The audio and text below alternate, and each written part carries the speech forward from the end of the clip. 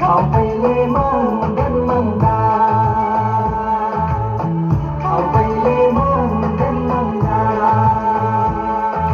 Nên đi la cánh xa thì bên cánh hào, hậu bay lê mang đến mang đà,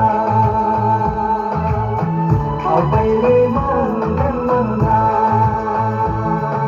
Mừng đến anh sẽ hay xa mừng đau anh sẽ hay mừng